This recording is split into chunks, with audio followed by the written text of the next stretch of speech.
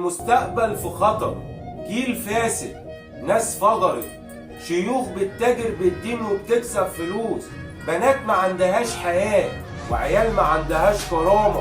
محدش بيقول الصح في الزمن ده، الكل عاجبه الغلط عشان المتعة عنده أهم. بيبان القرب من ربنا قافلينها وفاتحين بيبان الشيطان. الظلم موضة والمفتري دكر وبيعشقوه.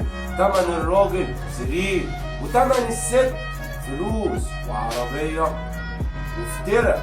كل قوانين الحياة محتاجة تتراجع، كل مباني العقول محتاجة تتهد. مركبنا بتغرق بعقول ناس مبنية غلط، ولو فضلنا كده يبقى بالتأكيد مفيش أمل.